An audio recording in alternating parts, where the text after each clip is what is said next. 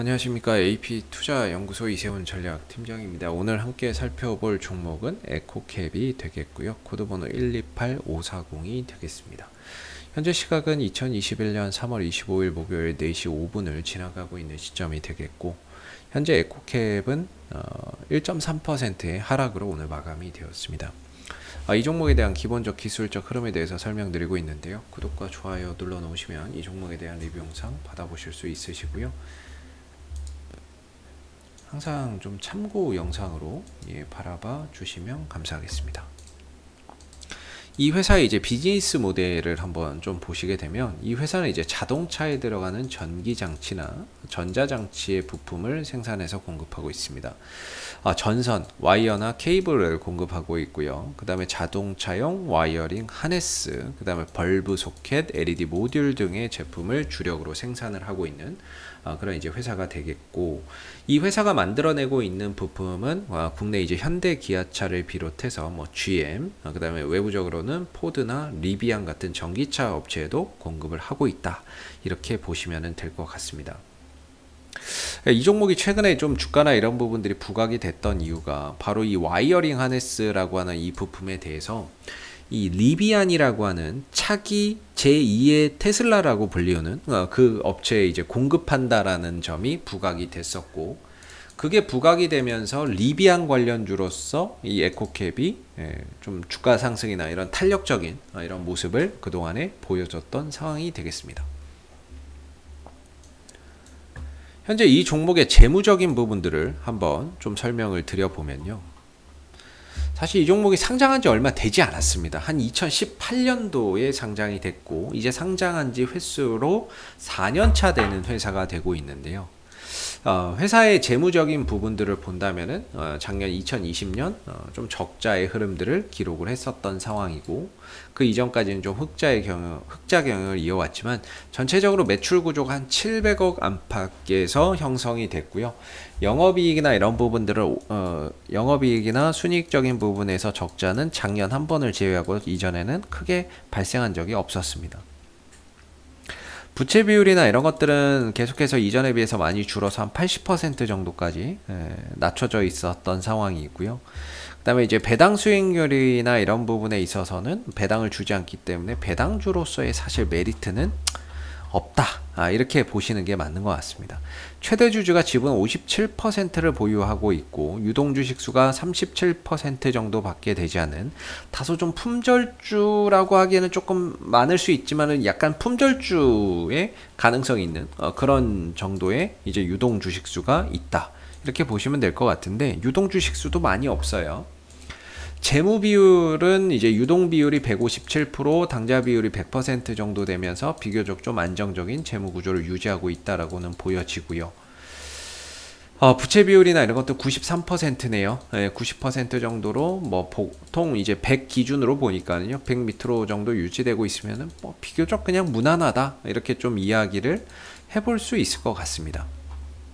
에코캡이 재무적으로는 뭐 그냥 이제 무난하다, 이렇게 좀 이야기를 해볼 수 있을 것 같아요. 근데 이제 지금 에코캡이 결국에 리비안 관련주로서 시장에서 좀 최근에 부각이 됐던 상황이고, 그 바탕으로 그동안의 오랜 기간 하락 흐름들을 정배열로 돌려놓고 주가 상승의 모멘텀으로 리비안 이슈가 지금 붙어서 탄력을 연속적으로 가져가고 거래량을 붙여주고 있는 모습들인데, 이 흐름 속에서 좀 안 좋은 얘기가 들려왔습니다. 뭐 저도 이거를 최근에 다시 보다 보니까 나왔던 부분인데, 이 감사 보고서가 지연된다라는 이런 이야기가 나오면서 주가가 이런 부분들이 지난 3월 23일 날 순간적으로 급락이 출현되는 모습들이 나왔습니다.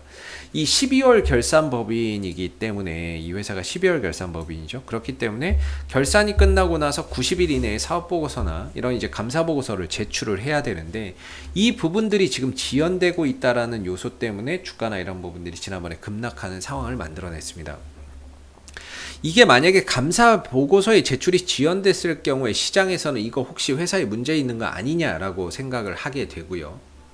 뭐 최근에 뭐 코로나19 사태로 인해서 제대로 지금 이제 그 못 내는 기업들이 많다, 뭐 이렇게 이야기도 나오고 있습니다만은, 실질적으로 일단 지연이 되게 됐을 때에는 보통 사람들의 생각이 뭐냐면 보통 적정, 한정, 감사 의견 거절 이런 게 있죠. 이거 회사 문제 있는 거 아니냐 이런 생각을 좀 많이 갖습니다. 그러다 보니까 그런 이제 우려 등으로 인해서 주가나 이런 부분들이 지연이 됐을 때, 제출이 지연됐을 때 그런 우려감 때문에 주가가 급락이 발생되는 경우가 많죠. 물론 이후에 적정 의견을 받아서 낸다라고 하면 그 급락을 회복을 하지만, 반대로 문제가 생긴다면 바로 거래 정지가 되면서 상장 적격성 실질심사로 또 들어갈 수 있는 부분들이라서 이 부분들에 대한 지연이 좀 되고 있다라는 부분들이 상당히 우려가 되는 상황입니다. 그래서 뭔가 이미 안 좋게 나왔을 수도 있어요. 안 좋게 나왔는데 회사 측에서 이의 제기를 해가지고 감사 보고서를 좀 작성하는데 지연이 또 오래 걸리는 경우도 있을 수 있습니다. 근데 이게 신규 상장한 지 지금 겨우 뭐 3, 4년밖에 안 됐기 때문에, 4년밖에 안 됐기 때문에 과연 문제가 있겠나 싶기는 한데, 지금 같은 경우는 수익보다는 리스크 관리가 조금 최우선이 되어야 되지 않을까. 수익성의 포인트를 보기보다는 리스크 관리에 최우선을 좀 두는 게 현명한 방법이 아닐까라고 생각이 드는 부분이거든요. 사실 뭐 별 문제 없다면이야 주가는 다시 회복을 하겠죠. 그러나 이 결과를 알 수 없다라는 겁니다. 네, 물론 이제 회사 측에 또 전화를 해보신 분들도 계시겠지만 뭐 별 문제 없다 이렇게 이야기를 했을 수도 있고요. 저도 전화를 해보지는 않았어요. 그래서 전화를 해보셔서 뭔가 별 문제 없다, 그냥 코로나 영향 때문에 조금 제출이 지연되는 거다, 별 문제 없다, 적정 나왔다, 이렇게 뭐 이렇게 전화를 해보시면은 또 주식 담당자분들이 그렇게 또 얘기를 해주시기도 하거든요. 그래서 일단은 전화를 한번 해보시는 게 맞는 것 같고요. 전화나 이런 것들을 한번 해서 이제 지금 상황이나 이런 것들을 한번 꼭 체크해 보시는 게 맞는 것 같고, 일단은 지금은 저는 그렇습니다. 개인적으로 저게 이제 잘 나오면요 주가가 다시 회복이 어느 정도 이 급락을 회복을 하겠지만, 안 됐을 때는 바로 거래 정지가 돼 버리거든요. 그랬을 때 이제 지금은 수익성의 포인트를 둬야 되느냐 아니면은 리스크 관리에 포인트를 둬야 되느냐라고 한다면, 저 같으면 리스크 관리에 조금 더 포인트를 둘 것 같습니다. 물론 이 회사가 적정을 받고 나서 다시 안정되고 나면 그때 가서 다시 또 보는 것도 나쁘지 않다라고 보거든요. 네. 지금 수익성이나 이런 것들, 사실 차트나 이런 것들은 지금 별로 중요치 않습니다. 차트 이렇게 쭉 가다가도 갑자기 그냥 그렇게 돼버릴 수 있는 거거든요. 방향이나 차트나 이런 것들은 정말 좋은 모습인데 이대로 그냥 정지가 되는 경우도 있어요. 얼마 전에 세우글로벌이나 이런 것들의 차트가 뭐 이렇게 될 거라고 누가 생각했겠습니까? 다 좋아, 야 이거 좋은 흐름이 좀 좋은데 이렇게 다 생각을 하고 있었던 모습인데 갑자기 그가 딱 터지니까 그냥 이렇게 돼 버렸거든요.